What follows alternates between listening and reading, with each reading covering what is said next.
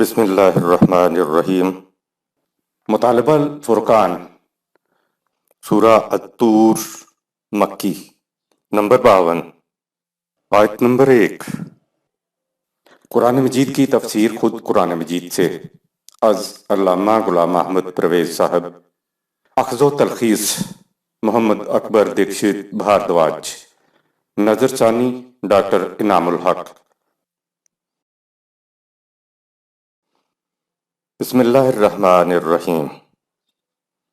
اے اللہ، میری تمام تر کوششوں کا مقصد ربوبیت عامہ کے لیے تیری صفات کو بانداز رحمانیت و رحیمیت معاشرے کے اندر ظہور میں لانا ہے۔ آیت نمبر 1۔ والطور انقلاب آفرین آسمانی رشد و ہدایت کا سلسلہ، جس کی نمود طور سینہ سے حضرت موسیٰ علیہ السلام نے کی، اس کی جس انداز سے مخالفت ہوئی اس حقیقت پہ شاہد ہے کہ تشبیہات و استعارات ادب کی جان ہوتے ہیں۔ قرآن کریم نے بھی اس انداز کو اپنایا ہے۔ یہاں اس صورت میں تو صرف الطور ہی کہا ہے، لیکن التین میں والتین والزیتون وطور سینین وَهَٰذَا الْبَلَدِ الْأَمِينَ سورہ 95 آیات 1 تا 3 آیا ہے۔ کہا جاتا ہے کہ خدا قسم کھاتا ہے، یعنی میں انجیر کی، زیتون کی اور اس امن والے گھر کعبہ کی قسم کھاتا ہوں۔ خدا اپنی سچائی کے لیے قسمیں نہیں کھایا کرتا، قسمیں تو منافق کھایا کرتے ہیں۔ عربوں کے ہاں گواہی یا شہادت کے لیے استعمال ہوتا ہے۔ کہا یہ ہے کہ کوہ طور کے مقام پر نازل ہونے والی ہدایت اس حقیقت کی شاہد ہے جو آگے بیان کی جا رہی ہے۔ اب یہ بات ہمیں سوچنا ہوگی کہ جو آگے بات کہی گئی ہے اس کا الطور کیسے شاہد ہے، اس کی گواہی اور شہادت کس طرح سے ہے۔ در حقیقت عدالتوں میں گواہ سے پہلے قسم لی جاتی ہے اور اس کے بعد گواہ سے کہا جاتا ہے کہ گواہی دو۔ وہ اپنی گواہی بیان کرتا ہے۔ قسم توثیق کے لیے اور زیادہ پختہ کرنے کے لیے ہوتی ہے۔ اس اعتبار سے یہ واو قسم کے معنوں میں بھی استعمال ہوتا تھا، ورنہ یہ بات قسم کی بجائے شہادت اور گواہی کی ہے۔ یعنی جو ہم کہہ رہے ہیں یہ الطور کا استعارہ اس کے اوپر شاہد ہے۔ قرآن کریم کی بلاغت و فصاحت کے سامنے عرب عاجز آ گئے تھے، حالانکہ اپنی زبان دانی پر ان کو بڑا ناز تھا۔ قرآن کے معنی، مقاصد و حقائق تو ایک طرف، اس کا تو اسلوب بیان ہی ایسا تھا کہ وہ اس کے سامنے بھی عاجز تھے۔ جنہیں ہم تشبیہات اور استعارات کہتے ہیں وہ تو ادب کی جان ہوتی ہے۔ ایک استعارے سے، ایک تشبیہ سے حقیقت پیکر مجسم بن کر سامنے آ جاتی ہے۔ تو قرآن نے بھی یہ انداز اپنایا ہے۔ یہ تشبیہات اور استعارات وہی چیزیں ہیں جنہیں دیکھ کر یا ان کے بارے میں سن کر ہم کہتے ہیں کہ یاد تازہ ہو گئی۔ مثلاً یہ کہنا کہ باٹا پور نہر کے کنارے آج تک اس کی شہادت دیتے ہیں کہ ہمارے جاں فروشوں نے کس پامرتی سے دشمن کا مقابلہ کیا تھا۔ یہاں ہم نہر کے کناروں کو استعارتاً شہادت میں پیش کر رہے ہیں۔ باٹا پور نہر کے کنارے کہنے سے 1965 کی جنگ کا نقشہ ہمارے سامنے آ جاتا ہے، یا ہم کہتے ہیں کہ اس میدان کارزار کا تو ذرہ ذرہ اس کی گواہی دے گا، تو وہ ذرات تو گواہی نہیں دیتے۔ یہ کہنے کا محض انداز ہے کہ وہاں میدان میں یہ بات ہوئی تھی۔ اے آب رود گنگا، وہ دن ہیں یاد تجھ کو، اترا تیرے کنارے جب کارواں ہمارا۔ اب رود گنگا یاد دلاتی ہے، یا اس کو شہادت میں پیش کیا جا سکتا ہے کہ ہم مسلمان یہاں ہندوستان میں آئے، ایک کارواں کی حیثیت سے آئے اور گنگا کی وادیوں میں پھیل گئے۔ یعنی اسلام اس طرح سے آیا اور یہاں مسلمان اس طرح سے پھیلے۔ تو یہ انداز ہے جسے بلند ادب میں اپنایا جاتا ہے۔ اب اگر کوئی یہ بات کہنا شروع کر دے کہ صاحب میں تو گیا تھا وہاں جا کر گنگا کے کنارے، میں نے پوچھا، اس نے تو مجھے کچھ بھی نہیں بتایا، تو آپ بتائیے کہ اس کا جواب کیا دیا جائے؟ تو یہ والتین والزیتون وطور سینین وَهَٰذَا الْبَلَدِ الْأَمِينَ سورہ 95 آیات 1 تا 3 اور والطور سورہ 52 آیت 1 استعارات ہیں جن کو گواہی میں پیش کیا جائے تو انسانیت کی فلاح و بہبود کے لیے وحی خداوندی کا نزول اور اس کی مخالفت کا منظر سامنے آ جاتا ہے۔ قرآن کریم نے اپنی آیات محکمات میں استعارہ اور تشبیہ استعمال نہیں کی۔ قرآن کریم نے اپنی آیات محکمات میں استعارہ اور تشبیہ استعمال نہیں کی، کیونکہ وہ تو واضح احکام ہوتے ہیں، لیکن جو بسیط حقائق ہیں ان کو ہمیشہ تشبیہات کے انداز میں بیان کیا ہے۔ اور قرآن کا یہ ایک خصوصی انداز ہے کہ وہ اس قسم کے مجرد حقائق کو جو محسوس نہیں ہوتے، جو دیکھے نہیں جا سکتے، کو تشبیہات و استعارات کے انداز میں بیان کرتا ہے۔ وطور کہہ کر قرآن نے بات یہ کہنی ہے کہ زمانہ نزول قرآن میں یہ جو کشمکش حق و باطل ہے، یہ کوئی نئی بات نہیں ہے، شروع سے یہی کچھ ہوتا رہا ہے اور یہی کچھ ہوتا رہے گا۔ قرآن مجید اپنے دعوے کی شہادت میں الطور سورہ 52 آیت نمبر 1 کو پیش کر رہا ہے کہ جہاں کہیں بھی وحی کی آواز بلند ہوئی، اس کی مخالفت میں مترفین، مستبد حکمران، سرمایہ دار اور مذہبی پیشوا اٹھ کھڑے ہوئے۔ التین مغربی اردن کی ایک پہاڑی کا نام ہے جہاں سے حضرت نوح علیہ السلام نے حق کی آواز بلند کی، اور یہی حضرت نوح علیہ السلام کی بعثت کا مقام ہے۔ التین انجیر یا انجیر کے درخت کو بھی کہتے ہیں۔ طور سینین وہ پہاڑی ہے جہاں سے حضرت موسیٰ علیہ السلام نے آواز بلند کی۔ زیتا نامی پہاڑی فلسطین میں واقع ہے۔ زیتون زیتون کے تیل کو کہتے ہیں، اور زیتونتن زیتون کا ایک درخت یا اس کا ایک پھل ہے۔ زیتا پہاڑی جہاں زیتون کے درخت بکثرت پائے جاتے ہیں، وہاں سے حضرت عیسیٰ علیہ السلام نے آواز بلند کی۔ اس کے بعد وَحَاذَا الْبَلَدِ الْأَمِينَ کہہ کر حضور صلی اللہ علیہ وسلم کا نام لیا ہے۔ یہ انداز کچھ یوں ہے کہ پوچھو کوہ زیتون سے، کوہ طور سے، کوہ تین کی چوٹیوں سے، اور کعبہ کے گرد و نواح سے کہ حق کی مخالفتیں کس طرح سے ہوئی تھیں۔ کیا حسین انداز ہے کہنے کا کہ وطور سورہ 52 آیت نمبر 1، طور کی چوٹیوں سے حضرت موسیٰ علیہ السلام نے جو انقلاب آفرین پیغام دیا اور جس انداز سے اس کی مخالفت ہوئی، وہ اس حقیقت پہ شاہد ہے۔ آیت نمبر 2، وَكِتَابٍ مَّسْطُورٍ، اور یہ کتاب قرآن جو ابتدا میں تمہارے سامنے نرم جھلی پر لکھی ہوئی موجود ہے، شاہد ہے۔ اس مقام سے اور دیگر مقامات سے یہ معلوم ہوتا ہے کہ شروع سے ہی قرآن کریم لکھا جاتا تھا، یعنی یہ مستور تھا۔ سطر یعنی لکھائی کی ایک لائن، سطر ہی سے تو لفظ مستور ہے، اور مستور کے معنی ہے جو چیز لکھی جائے۔ یہ کہنا کہ قرآن کریم منتشر انداز میں ہڈیوں، ٹھیکریوں پر اور پتوں کے اوپر لکھا ہوا تھا، یہ قرآن کریم کے خلاف ایک بڑی گہری سازش ہے۔ خدا قرآن کریم کے بارے میں کہتا ہے ذالک الکتاب سورہ 2 آیت نمبر 2، تو کتاب تو مجلد کو کہتے ہیں۔ اس آیت میں کہا وا کتاب مستور، یعنی سطروں میں لکھی ہوئی کتاب۔ آیت نمبر 3، فی رق منشور، جس کی نشر و اشاعت دور دور تک ہو رہی ہے۔ اب تو کاغذ ہی کو رق کہا جائے گا، لیکن اس زمانے میں ہرن کی نرم جھلی پارچمنٹ کو رق کہا جاتا تھا۔ اب تو کاغذ ہی کو رق کہا جائے گا، لیکن اس زمانے میں ہرن کی نرم جھلی پارچمنٹ کو رق کہا جاتا تھا، جس پر دستاویز کو لکھ کر محفوظ کیا جاتا تھا۔ اس زمانے میں تحریر یا نوشتہ یا دستاویز کو محفوظ رکھنے کے لیے رق پر تحریر کیا جاتا تھا۔ لفظ رق کہہ کر خدا نے بتا دیا کہ اس کتاب کو محفوظ کرنا مقصود تھا۔ یہ کہنا کہ یہ محفوظ ہی نہ تھی، یہ قرآن کریم کے خلاف بڑی گہری سازش ہے۔ منشورن یہ لفظ نشر سے ہے اور معنی ہے دور دور تک پھیلانا۔ آیت نمبر 4، والبیت المعمور،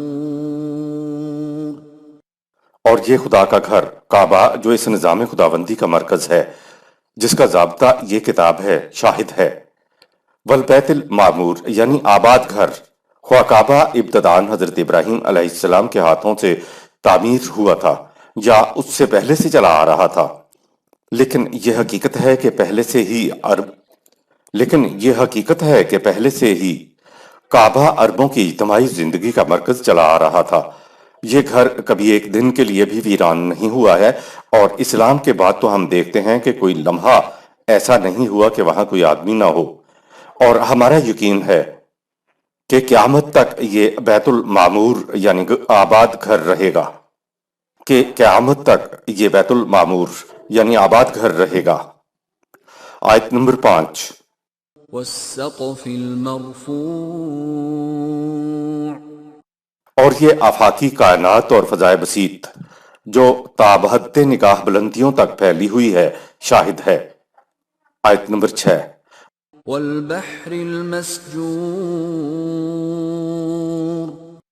اور یہ سمندر جو اپنی پوری وسعتوں اور گہرائیوں کے ساتھ ایک دوسرے سے ملے ہوئے چلے جا رہے ہیں شاہد ہیں۔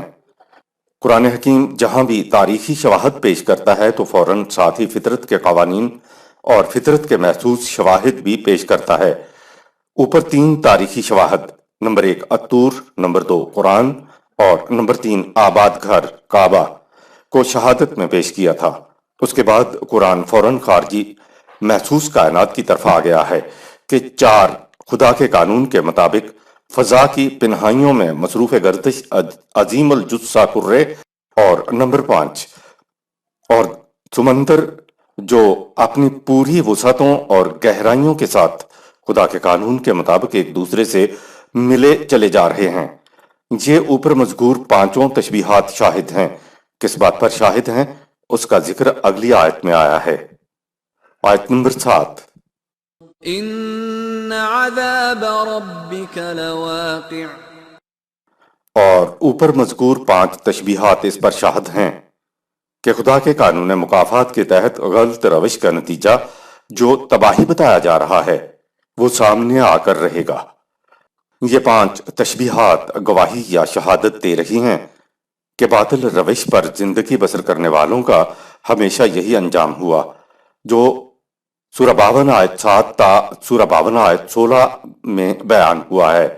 اور متقین یعنی قوانین خداوندی کے مطابق زندگی جس قوم نے بھی بسر کی اس کا نتیجہ ہمیشہ وہ نکلا جس کا سورہ 52 آیت 17 تا سورہ 52 آیت 28 میں بیان ہوا ہے۔ آیت نمبر 8۔ ما له من دافع مخالفین کی غلط روش زندگی کے تباہ کن نتیجے کو دنیا کی کوئی قوت دور نہیں کر سکے گی۔ آیت نمبر 9۔ يوم تمور السماء مورا یہ بڑے بڑے سرکش سردار تباہی کی اضطراب انگیزی سے یوں پس جائیں گے جیسے پاؤں تلے روندا ہوا راستہ۔ آیت نمبر 10۔ وتسير الجبال سيرا اور پہاڑوں جیسے محکم اکابر و جبار سب اپنے اپنے مقام سے ہٹ جائیں گے۔ لغوی معنی لینے سے مذکورہ 5 تشبیہات شہادت نہیں بنتی، اس لیے مجازی معنی ہی قابل ترجیح ہیں۔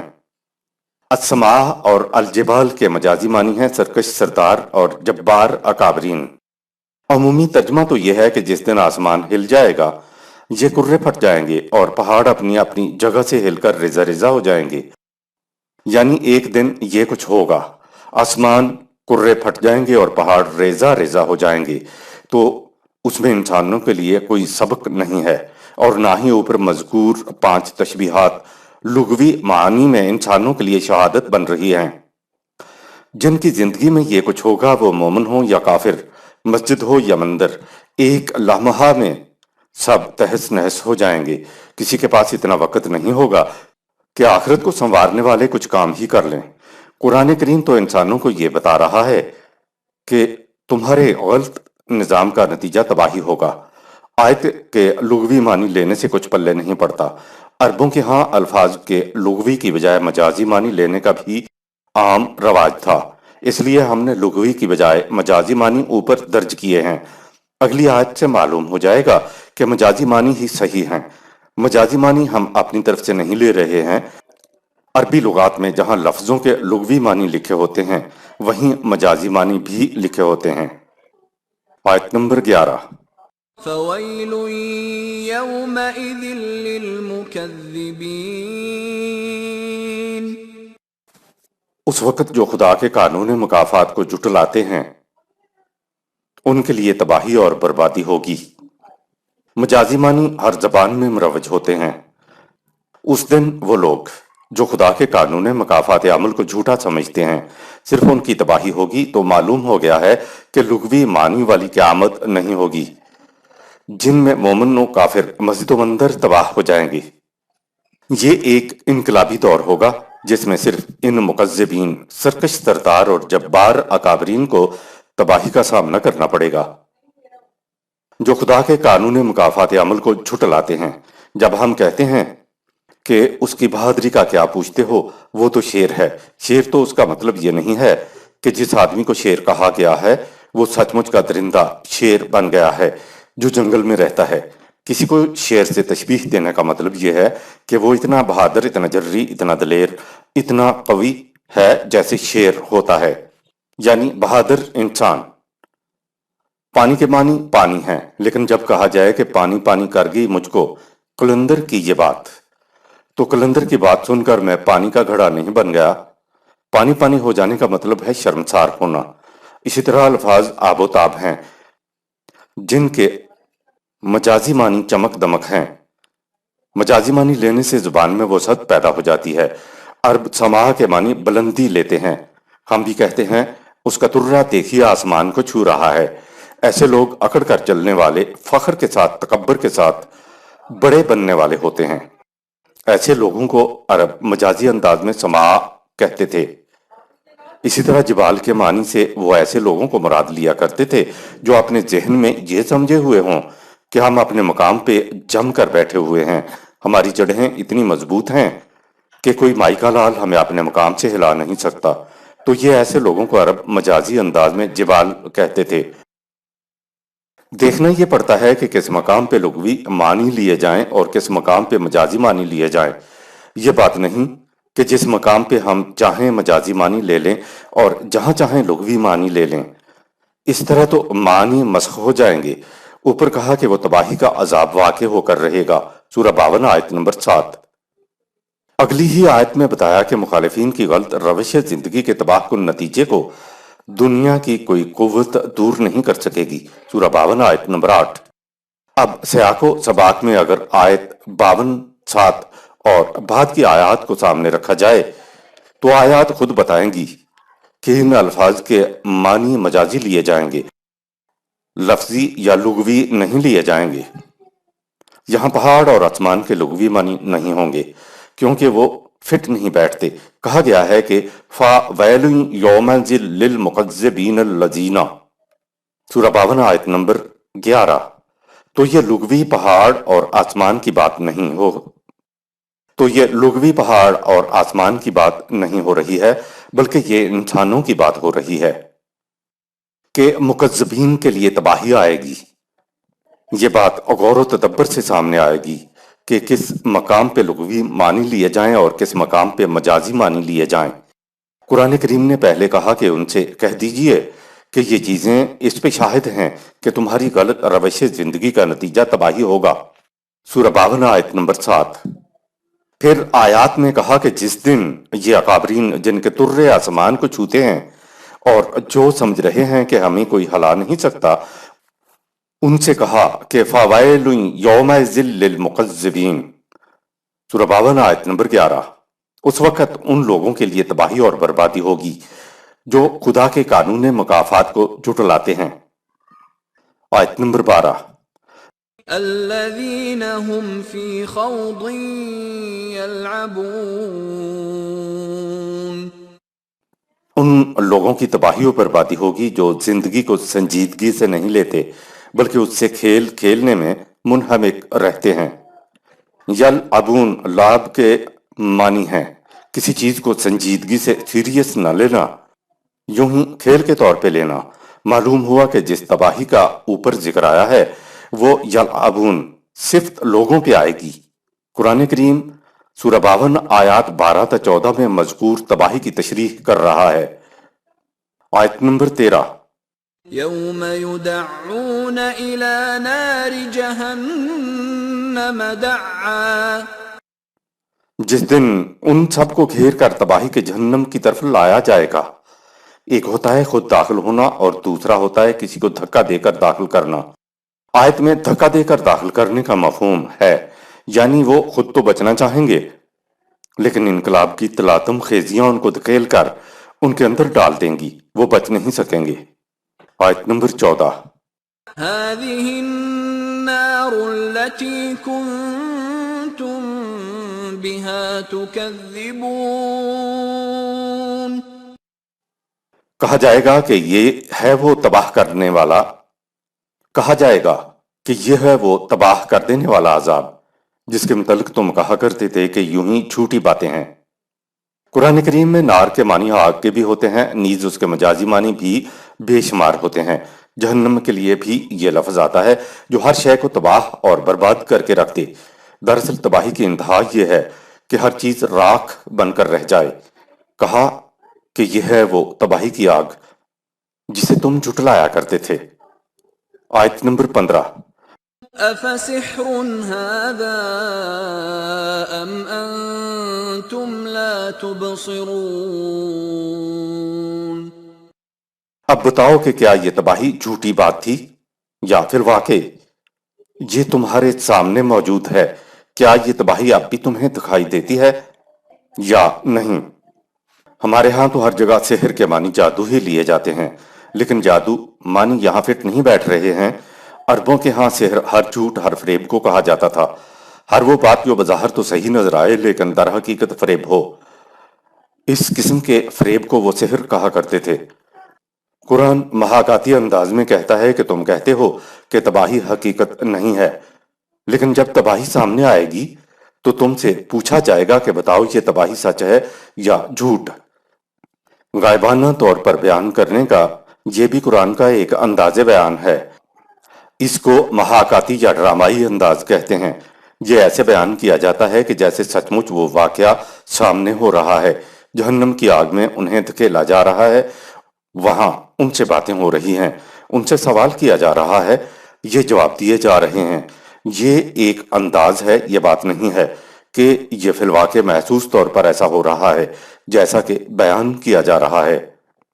आयत नंबर 16। اصلوها فاصبروا أو لا تصبروا سواء عليكم إنما تجزون ما كنتم تعملون चलो अब इस तबाही के अंदर इसे हिम्मत से बर्दाश्त करो या वावेला मचाओ, इससे कुछ फर्क नहीं पड़ेगा। याद रखो ये कोई बाहर से लाई हुई आग नहीं है, ये तो खुद तुम्हारे अपने उन आमाल का फितरी बदला है जो तुम करते रहे। बाहर से मिलने वाली सजा के मुकाबले में इंसानी आमाल में पोशीदा सजा शदीद तर होती है। इस लौहा सूरह 52 आयत नंबर 16। दाखिल हो जाओ इस तबाही के अंदर। मोहलत के वक्फे में अगर रवश दुरुस्त कर ली जाए तो तबाही से बचा जा सकता है, लेकिन ऐसा ना किया जाए तो मोहलत के वक्फा के बाद तो तबाही में दाखिल होना पड़ेगा। तबाही में दाखिल होने वालों से ड्रामाई अंदाज में कहा जा रहा है कि फसबेरू औला तस्बेरू सवाउन अलैकुम। सूरह 52 आयत नंबर 16। मोहलत का वक्फा गुजरने के बाद अब तुम चीखो या चिल्लाओ या दुहाई दो या तबाही को सब्र से बर्दाश्त करो, यकसा है, इससे कुछ फर्क नहीं पड़ेगा। जब तबाही आ जाती है तो दुहाई देने से कुछ नहीं होता। इसी बात को यूं कहा कि मालाहु मिन दाफिइन, सूरह 52 आयत नंबर 8। तबाही को रोक नहीं सकते, कोई तबाही को रोक नहीं सकता। अमल के अंदर पोशीदा सजा इस सजा से कहीं ज्यादा शदीद होती है जो बाहर से मिलती है। मसलन आग में उंगली डालने के अमल की सजा उससे कहीं ज्यादा शदीद है जो किसी को किसी जुर्म में 3 माह की कैद की सजा मिले। कैद की सजा बाहर से मिली, जबकि उंगली आग में डालने की सजा आपके आग में उंगली डालने के अमल में पोशीदा थी। उंगली जलने की जलन से आप सो नहीं सकेंगे। आग में उंगली डालने की सजा के लिए ना पुलिस की ना गवाह की जरूरत है और ना अदालत की। जो ही आग में उंगली डाली सजा शुरू हो गई। ये सजा आपके आग में उंगली डालने के अमल के अंदर पोशीदा थी। اب آگے آیت سورہ 52 آیت 28 تک جنتی لوگوں کا ذکر ہے۔ آیت نمبر 17۔ ان المتقین فی جنات ونعیم، ان کے برعکس متقین جنتی معاشرہ میں ہوں گے، جہاں انہیں ہر قسم کی خوشگواریاں اور آسائشیں نصیب ہوں گی۔ یہ ان لوگوں کا ذکر ہے جنہوں نے آگاہ کرنے والے کی آگاہی سے مستفید ہو کر اپنی غلط روش کو تبدیل کر لیا تھا۔ ان کے لیے باغات کا ذکر ہے اور وہ بھی نعمتوں سے بھرے ہوئے۔ آیت نمبر 18۔ فاکہین بما آتاہم ربهم ووقاہم ربهم عذاب الجحیم،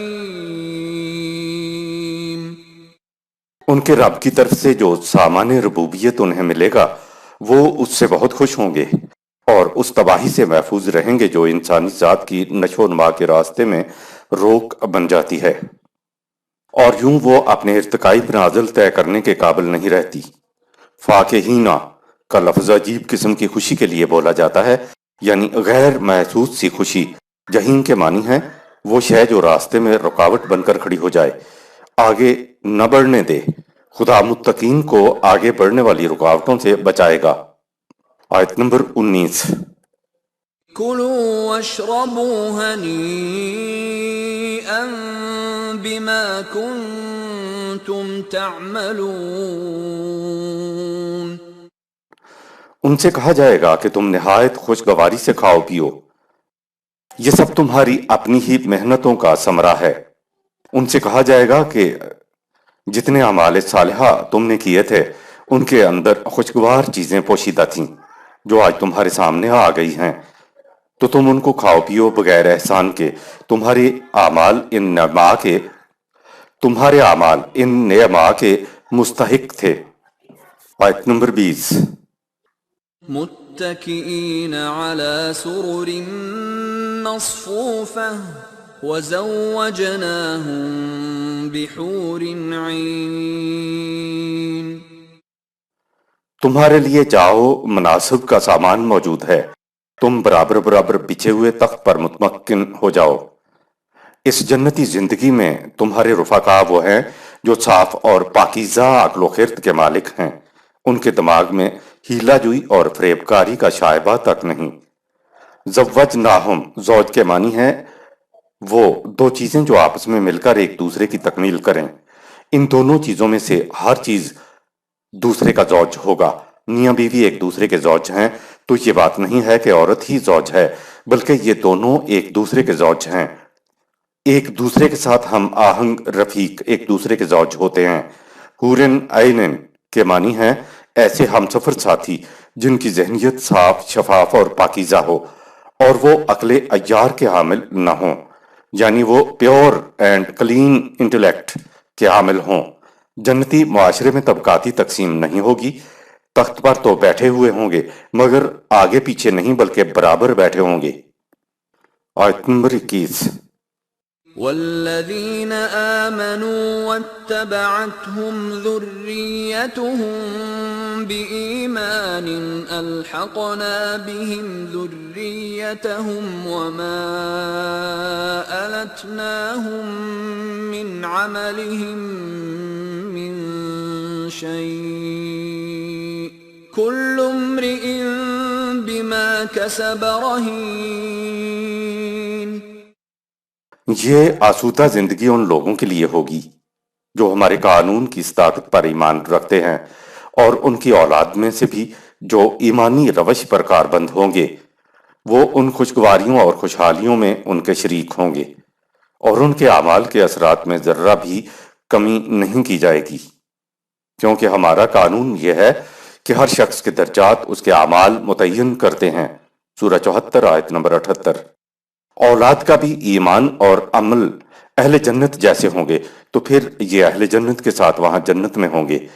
ایسی اولاد کو ماں باپ کے ساتھ ملا دیا جائے گا، محض کسی کی ذریت یا اولاد یا نسل یا نسب میں سے ہونا کسی کو بھی مراعات کا مستحق نہیں بناتا۔ کلو امریم بما کسب رہین، سورہ 52 آیت نمبر 21۔ ہر انسان اپنے اعمال کے عوض رہن رکھا ہوا ہوتا ہے، یعنی ہر شخص اپنے اعمال میں مقید ہوتا ہے، یعنی اس کے اعمال اس کے گرد گھیرا ڈالے ہوئے ہوتے ہیں۔ اس میں حسب و نسب کی رعایت کا سوال ہی نہیں ہے۔ آیت نمبر 22۔ وَأَمْدَدْنَاهُمْ بِفَاكِهَةٍ وَلَحْمٍ مِّمَّا يَشْتَهُونَ، ان کے کھانے پینے کا سامان لذیذ پھل، نہایت عمدہ گوشت بافرات موجود ہوگا، جس چیز کو ان کا دل چاہے گا وہ انہیں مل جائے گا۔ آیت نمبر 23۔ يَتَنَازَعُونَ فِيهَا كَأْسًا لَا لَغْوٌ فِيهَا وَلَا تَأْثِيمٌ، وہ ایک دوسرے سے حیات بخش مشروبات کے ایسے ساگر لپک اور جھپک کر لیں گے جن میں خمر کا اثر نہیں ہوگا۔ خمر والے مشروب سے انسان بے معنی باتیں کرتا ہے اور اس سے اضمحلال و افسردگی پیدا نہیں ہوتی ہے۔ خمر والے مشروب سے انسان بے معنی باتیں کرتا ہے اور اس سے اضمحلال و افسردگی پیدا ہوتی ہے۔ یتنازعون، سورہ 52، آیت نمبر 23۔ تنازع کے معنی ہیں جھگڑا۔ عام طور پہ کہا جاتا ہے کہ وہ جنت میں ایک دوسرے کے ساتھ چھینا چھپٹی کریں گے، یعنی وہ ایک دوسرے سے چھین چھین کر کھا رہے ہوں گے۔ یہ بات نہیں ہے۔ اکثر دیکھنے میں آیا ہے کہ محفلوں میں جب ہم آہنگ بے تکلف دوست بیٹھے ہوں تو ایک کھا رہا ہے تو دوسرا لپک کر اس سے لیتا ہے کہ یار تو تمام ہی چٹ کیے جا رہے ہو۔ یہ دراصل باہمی یگانگت اور محبت اور بے تکلف دوستوں کی محفلیں ہوتی ہیں۔ قرآن کریم نقشہ کھینچ رہا ہے کہ محفل میں ہم آہنگ دوست بیٹھے ہوئے ہیں، آپس میں کسی قسم کی غلط فہمی نہیں، بے تکلفی ہے، تو ایسے ماحول میں وہ چیزوں کو لپک جھپک کر ایک دوسرے سے لے لیں گے کہ یار سارا ہی نہ پی جانا، میرے لیے بھی بچانا۔ آیت نمبر 24۔ وَيَطُوفُ عَلَيْهِمْ غِلْمَانٌ لَّهُمْ كَأَنَّهُمْ لُؤْلُؤٌ مَّكْنُونٌ،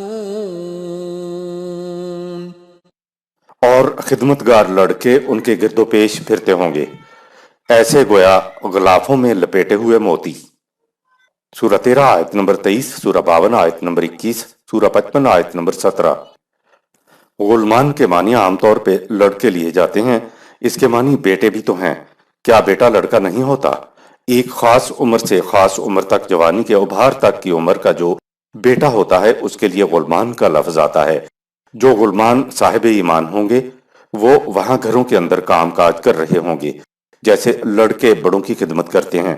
لڑکوں کو غلمان کہہ کر چھوڑ نہیں دیا گیا، کہا کہ لولو مکنون، سورہ 52 آیت نمبر 24۔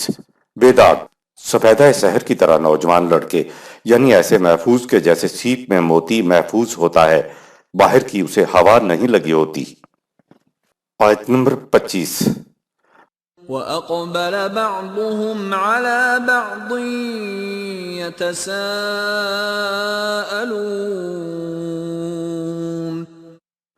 یہ لوگ آگے بڑھ کر خندہ پیشانی سے ایک دوسرے کا استقبال کریں گے اور مزاج پرسی کریں گے۔ اقبلہ کے معنی ہیں آگے بڑھ کر کسی کا خندہ پیشانی کے ساتھ استقبال کرنا، کہ آئیے صاحب آپ تشریف لے آئے، ہم تو آپ ہی کا انتظار کر رہے تھے۔ اقبل کہہ کر قرآن حمید نے بتا دیا کہ جنت میں لوگوں کے باہمی تعلقات کس قدر خندہ پیشانی کے اور خوشگواری کے ہوں گے، اور وہاں تو کوئی چیز چھپی ہوئی نہیں ہوگی، وہاں دل میں کچھ اور چہرے پہ کچھ اور نہیں ہوگا، زبان اور قلب دونوں ہم آہنگ ہوں گے، وہاں سب ایک دوسرے کو مسرت خوشی سے پہچانتے ہوں گے۔ آیت نمبر 26۔ قالوا انا كنا قبل في اهلنا مشفقين، اور کہیں گے ہم اس سے پہلے اپنے رفقاء اور متعلقین کے ساتھ بڑی ہمدردی کا سلوک کیا کرتے تھے۔ آیت نمبر 27۔ فمن اللہ علینا ووقانا عذاب السموم، سو اس کی وجہ سے اللہ نے ہم پہ یہ احسان کیا کہ ہم جنت میں آ گئے اور ہمیں اس عذاب سے بچا لیا جو تمام محنتوں کو جلا کر راکھ کا ڈھیر بنا دیتا ہے۔ جنتی لوگوں کا قول فرط جذبات کی بنا پر ہے، ورنہ خدا کسی کو احسان کے طور پر جنت عطا نہیں کرتا۔ پچھلی آیت میں جنتی لوگوں کی خصوصیات یہ بتائی کہ ہم دنیا میں ایک دوسرے کے ساتھ ہمدردی سے رہتے تھے، ایک دوسرے کے بہی خواہ تھے، شفقت اور محبت کے ساتھ رہتے تھے، ایک دوسرے کے ساتھ منافقت سے کام نہیں لیتے تھے۔ انہوں نے مزید کہا کہ ہماری اس روش کا نتیجہ یہ ہوا کہ ہم جنت میں آ گئے، اور ساتھ ہی جنتی لوگوں نے فرط مسرت کے ساتھ کہا کہ یہ ہمارا جنت میں آ جانا اللہ تعالیٰ کا ہم پر احسان ہے، یعنی اللہ نے ہماری خوبیوں اور خصوصیات کے بدلے میں ہم پہ یہ نوازشات ارزاں فرمائی ہیں۔ یاد رہے کہ یہ جنتی لوگوں کا قول ہے کہ اللہ تعالیٰ کا احسان ہے کہ ہم جنت میں آ گئے، یہ اللہ کا قول نہیں ہے۔ خدا نے تو ہر جگہ یہی کہا ہے کہ اعمال صالحہ کے بدلے میں جنت ملتی ہے، احسان کے طور پر نہیں۔ یہ بات بھی یاد رہے کہ جنتی لوگوں میں یہ خوبیاں، یہ صفات جنت میں جا کر پیدا نہیں ہوں گی، بلکہ یہ ساری صفات اور خوبیاں ان کے اندر اسی دنیا میں پیدا ہو چکی ہوں گی، اور انہی کو اعمال صالحہ نیک عمل کہتے ہیں۔ البتہ جنت کے سفر میں ان کے اندر مزید خوبیاں بھی پیدا ہوں گی جو ان کی زندگی کے ارتقاء کا نتیجہ ہوں گی۔ دنیاوی زندگی میں امن و امان، بھائی چارہ، شفقت، باہمی ہمدردی، بہی خواہی، غمخواری، خوشگواری اور خوشحالی اسی دنیا کی جنت کے پھل ہیں۔ ایسے لوگ تو اسی دنیا میں اہل جنت ہوتے ہیں۔ یہ لوگ اسی دنیا میں مزید ترقی، پروموشن کا اپنے آپ کو حقدار ثابت کر دیتے ہیں۔ یہ لوگ اپنی جنت کو اگلی زندگی میں اپنے ساتھ لے جاتے ہیں، اور جو ایسا نہ کر سکیں وہ اپنے جہنم کو اپنے ساتھ لے جاتے ہیں۔ دراصل اعمال کے اندر جنت و جہنم دونوں پوشیدہ ہوتے ہیں، جس کی نمود اس دنیا میں بھی ہوتی ہے اور اخروی زندگی میں بھی ہوتی ہے۔ مثلا ہلاکت کا اثر سنکھیا کے اندر ہی موجود ہوتا ہے۔ سنکھیا کھانے کی سزا کے لیے نہ پولیس کی ضرورت ہے اور نہ کسی عدالت کی۔ آیت نمبر 28۔ إِنَّا كُنَّا مِن قَبْلُ نَدْعُوهُ إِنَّهُ هُوَ الْبَرُّ الرَّحِيمُ۔ ہم اس سے پہلے ہر معاملہ کا فیصلہ کرنے کے لیے قانون خداوندی کو پکارا کرتے تھے، سو اس کی وجہ سے اس نے ہمیں اس قدر کشائش اور فراخی عطا کی ہے اور اپنی رحمتوں سے نوازا ہے کہ اب ہم جنتی زندگی بسر کر رہے ہیں۔ اس آیت میں جنتی لوگوں کی اسی دنیا میں یہ خوبی بھی بیان ہوئی ہے کہ ہم دنیا میں ہر معاملہ کے فیصلہ کے لیے قوانین خداوندی کی طرف رجوع کرتے تھے۔ ندعوہ، ہم خدا کو آواز دیتے تھے۔ یہ قرآن کی اصطلاح ہے جس کا مطلب یہ ہے کہ ہم خدا کی کتاب کی طرف رجوع کرتے تھے۔ آیت نمبر 29۔ فَذَكِّرْ فَمَا أَنْتَ بِنِعْمَةِ رَبِّكَ بِكَاهِنٍ وَلَا مَجْنُونٍ۔ اے رسول، تو اس قرآن کی تعلیم کو ان کے سامنے برابر پیش کیے جا۔ اپنے رب کے فضل سے نہ تو کاہنوں کی طرح اٹکل کے تیر چلاتا ہے اور نہ ہی تو دیوانہ ہو گیا ہے۔ ذکر سے مراد خود قرآن کریم کی رہنمائی ہے۔ فذکر، خطاب رسول اللہ صلی اللہ علیہ وسلم سے ہے کہ تیرا کام یہ ہے کہ تو ہماری رہنمائی کو، ہمارے قانون کو، ہماری ہدایت کو ان تک پہنچائے چلا جا۔ یہ ہے فذکر جس کا ذکر یہاں آیا ہے۔ وہ ذکر وہ نہیں ہے جو مسجدوں میں نمازوں کے بعد ذکر خفی اور ذکر جلی کیا جاتا ہے۔ اس ذکر سے تو انسان دل کا مریض ہو جاتا ہے۔ دوسرے مقام پہ ہے کہ فذکر بالقرآن، سورہ 50 آیت 45۔ تو ذکر خفی اور جلی ذکر نہیں ہے بلکہ ذکر بالقرآن ہے۔ قرآن نے ذکر کی بات صاف کر دی کہ ان کو مطلع کرتے رہو، بتاتے رہو، جتاتے رہو، دکھاتے رہو کہ کون سا راستہ بالکل صحیح ہے، اور راستہ کے بارے میں بتانا ہے بالقرآن، یعنی قرآن کے ذریعے سے رہنمائی کو ان کے سامنے لاؤ۔ قرآن نے رسول اللہ صلی اللہ علیہ وسلم پر کہانت اور مجنون کی تردید کی۔ فما انت بنعمت ربک بکاہن ولا مجنون نے بتا دیا کہ لوگ رسول اللہ صلی اللہ علیہ وسلم کو کاہن اور مجنون کہتے تھے۔ کاہن کے معنی ہے قسمتوں کا حال بتانے والا۔ فٹ پاتھ پر بیٹھے ہوئے تو نچلی کلاس کے کاہن ہوتے ہیں، جبکہ بڑی بڑی درگاہوں خانقاہوں میں بیٹھے بڑے بڑے کاہن ہوتے ہیں۔ زمانہ نزول قرآن تک عرب میں کہانت بڑی زیادہ مشہور تھی۔ ان کے ہاں کے بڑے بڑے پروہت مذہبی پیشوا اور بزرگ قسمتوں کا حال بتاتے تھے۔ رسول اللہ صلی اللہ علیہ وسلم تو یہ بتاتے تھے کہ یہ جو روش تم اختیار کر رہے ہو اس کا نتیجہ تباہی ہوگا۔ قرآن اس آیت میں آپ صلی اللہ علیہ وسلم کی کہانت کی تردید کر رہا ہے۔ آیت میں ہے کہ یہ خدا کا فضل ہے کہ تو کاہن نہیں ہے۔ معلوم ہوا کہ جو بھی کاہن قسمتوں کا حال بتانے کا دعویٰ کرتا ہے وہ خدا کی طرف سے نہیں ہو سکتا، اور نہ ہی وہ سنت نبوی صلی اللہ علیہ وسلم کا پیروکار ہو سکتا ہے۔ دوسری بات، وہ آپ صلی اللہ علیہ وسلم کو مجنون کہتے تھے، یعنی تو پاگل ہے۔ قرآن نے اس آیت میں اس کی بھی تردید کی۔ دراصل رسول اللہ صلی اللہ علیہ وسلم بغیر کسی قسم کے معاوضہ کے دعوت دے رہے تھے، تکالیف برداشت کر رہے تھے۔ ان کو اس میں آپ صلی اللہ علیہ وسلم کا کسی قسم کا فائدہ نظر نہیں آتا تھا۔ اس بنا پر وہ کہتے تھے کہ یہ تو پاگل ہے، اسے تو اپنے نفع و نقصان کی بھی سمجھ نہیں ہے۔ آیت نمبر 30۔ ام یقولون شاعر نتربص به ریب المنون۔ کیا یہ لوگ تجھے شاعر کہتے ہیں اور کہتے ہیں کہ تھوڑا سا انتظار کرو، زمانے کی گردشیں اسے خود بخود ختم کر دیں گی۔ اس آیت میں رسول اللہ صلی اللہ علیہ وسلم کے شاعر ہونے کی تردید ہے۔ شاعری دراصل جذبات پر مبنی ہوتی ہے، اور جذبات ہر آن بدلتے رہتے اور نہ ہی جذبات حقائق کا مقابلہ کر سکتے۔ اس لیے وہ کہتے تھے کہ شاعر کی بساط ہی کیا ہے، وقت گزرنے دو، اس کی شاعری کے اثرات خود بخود ختم ہو جائیں گی۔ آیت نمبر 31۔ قل تربصوا فإني معكم من المتربصين۔ ان سے کہو بہت اچھا، تم بھی انتظار کرو اور تمہارے ساتھ میں بھی انتظار کرتا ہوں، نتائج بتا دیں گے کہ کون حق پر ہے۔ آیت نمبر 32۔ ام تأمرهم احلامهم بهذا ام هم قوم طاغون۔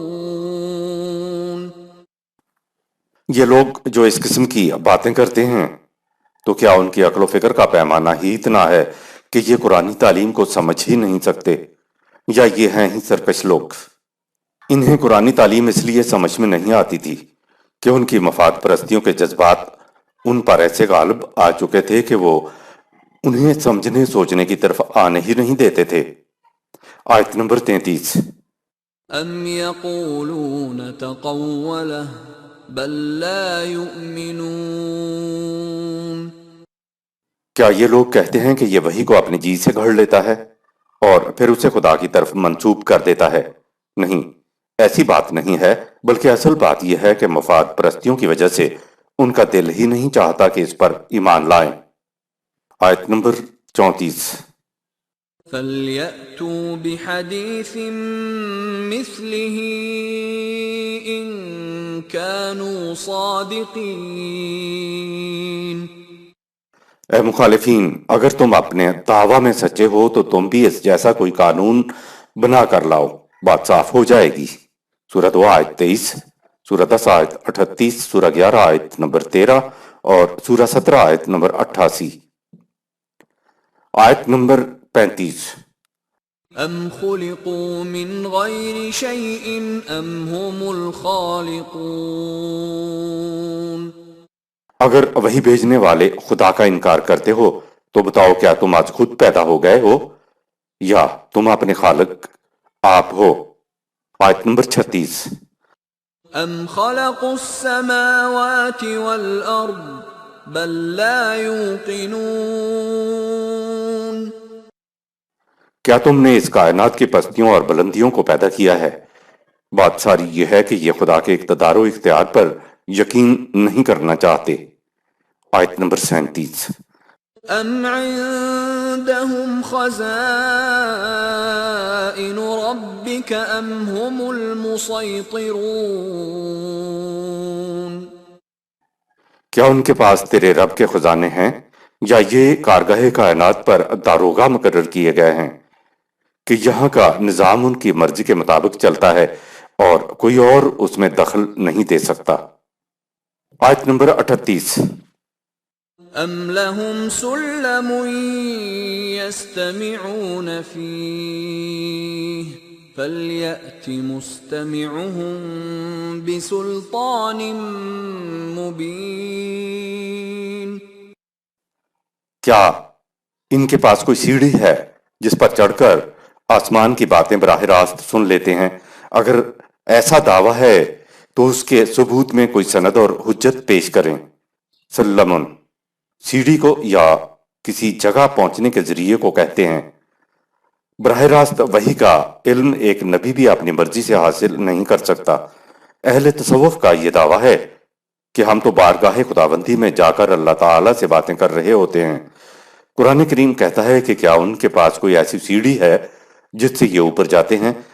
دوسری بات یہ کہ قسمت کا حال بتانے والے آپ کو بتائیں گے کہ 4 سال بعد تمہاری شادی ہوگی، لیکن یہ کبھی نہیں بتائیں گے کہ یہ کیسے ہوگا، کیوں ہوگا۔ محکمہ موسمیات والے بھی بتاتے ہیں کہ 4 دن بعد بارش ہوگی تو یہ 2 اور 2 4 والی بات ہوتی ہے۔ ان کی پیشگوئی موسمیات کے علم پر منحصر ہوتی ہے، وہ بتا سکتے ہیں کہ ایسا کیوں کر ہوگا، لیکن قسمت کا حال بتانے والے آپ کی کیوں کا جواب نہیں دے سکیں گے۔ آیت نمبر 39۔ أم له البنات ولكم البنون؟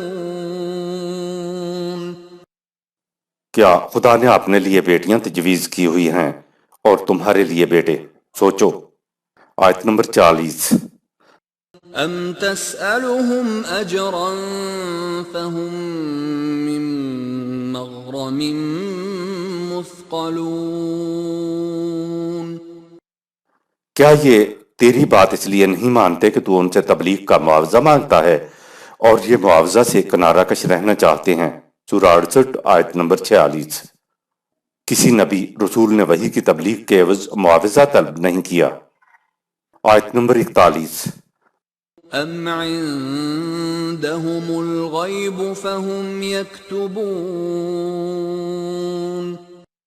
کیا انہیں آنے والی باتوں کا پہلے ہی علم ہو چکا ہے، اس لیے یہ جانتے ہیں کہ جو کچھ تو ان سے کہتا ہے وہ کبھی واقع نہیں ہوگا۔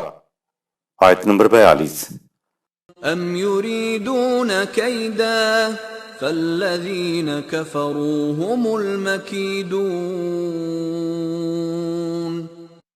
ان باتوں میں سے کوئی بات نہیں ہے تو کیا یہ اندر ہی اندر تمہارے خلاف تدبیروں کا جال بچھانا چاہتے ہیں؟ ان کو ایسا کرنے دو، کفار کی تدبیروں کا وبال خود انہی پر پڑے گا۔ قرآن کریم نے یہاں ایک اصول بیان کیا جو قیامت تک قائم رہے گا۔ اس آیت کا مفہوم سمجھنے کے لیے بتایا کہ استکبار فی الارض و مکر السیئ، سورہ 35 آیت نمبر 43۔ یہ باطل کا اقتدار سنبھالے ہوئے ہیں اور پھر اس کے لیے معاشرے میں ناہمواریاں پیدا کرنے والی اور برائیاں پیدا کرنے والی تدبیریں کرتے رہتے ہیں، یعنی یہ قوم کو قوت کے زور پہ محکوم بنائے ہوئے ہیں اور پھر باطل تدبیریں کرتے ہیں، سازشیں کرتے رہتے ہیں جن سے ناہمواریاں پیدا ہوتی چلی جاتی ہیں۔ یہ ہے مخالفین کی ذہنیت کہ کسی نہ کسی طرح معاشرے میں ان کا غلبہ برقرار رہے۔ آگے ہے وَلَا يَحِيقُ الْمَكْرُ السَّيِّئُ إِلَّا بِأَهْلِهِ، سورہ 35 آیت نمبر 43۔ انسانیت کے خلاف تدبیریں کرنے والوں کی تدبیریں پلٹ کر انہی کو گھیر لیتی ہیں۔ آیت نمبر 43۔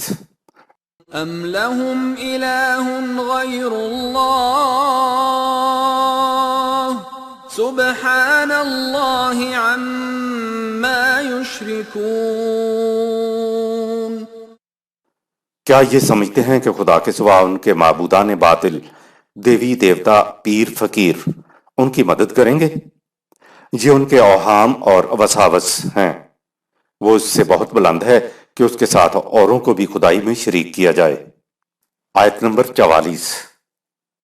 وَإِن يَرَوْا كِسْفًا مِّنَ السَّمَاءِ سَاقِطًا يَقُولُوا سَحَابٌ مَّرْكُومٌ۔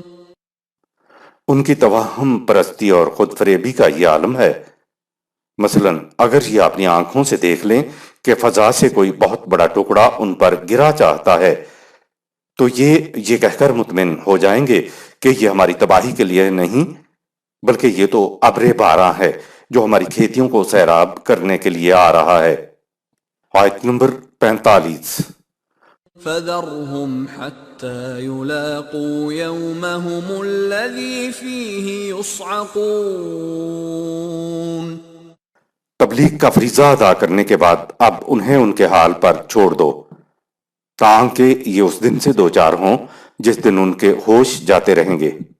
یہ جو عقل و بصیرت سے کام نہ لیں، نہ اپنے دعوے کی صداقت کے لیے دلیل پیش کریں، کٹ حجتیاں کرتے چلے جائیں، سمجھنے کی صلاحیت کھو بیٹھیں، تو یہ حالت انسان کی عقل فریبکار کی پیدا کردہ ہوتی ہیں۔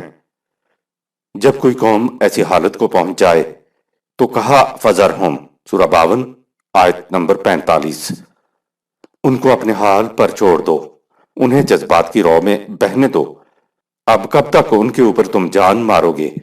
ان کا انجام سامنے آیا تو ان کے ہوش اڑ جائیں گے۔ آیت نمبر 46۔ يَوْمَ لَا يُغْنِي عَنْهُمْ كَيْدُهُمْ شَيْئًا وَلَا هُمْ يُنصَرُونَ۔ اس وقت ان کی کوئی تدبیر ان کے کسی کام نہ آ سکے گی اور نہ کوئی ان کی مدد کر سکے گا۔ آیت نمبر 47۔ وَإِنَّ لِلَّذِينَ ظَلَمُوا عَذَابًا دُونَ ذَلِكَ وَلَكِنَّ أَكْثَرَهُمْ لَا يَعْلَمُونَ۔ یہ عذاب تو اس دنیا میں واقع ہوگا، اس کے علاوہ ان کے لیے اخروی زندگی میں ایک اور عذاب ہوگا، لیکن یہ اس سے بالکل بے خبر ہیں۔ آیت نمبر 48۔ وَاصْبِرْ لِحُكْمِ رَبِّكَ فَإِنَّكَ بِأَعْيُنِنَا وَسَبِّحْ بِحَمْدِ رَبِّكَ حِينَ تَقُومُ۔ اور نظام خداوندی کے قیام و بقا کے لیے نہایت ثابت قدمی سے مصروف جد و جہد رہو۔ تم ہماری زیر نگرانی جد و جہد کر رہے ہو اور اٹھ کر اپنے رب کے نظام ربوبیت کو دنیا کے سامنے سزاوار حمد و ستائش بنا دو۔ آیت نمبر 49۔ وَمِنَ اللَّيْلِ فَسَبِّحْهُ وَأَدْبَارَ النُّجُومِ۔ تم صبح شام دن رات تاروں کے ڈوبنے کے وقت تک گویا مسلسل اور پہم نظام ربوبیت کو پیکر حمد و ستائش بنانے میں سرگرم عمل رہو۔ سورہ 50 آیت نمبر 41۔ صدق اللہ العظیم۔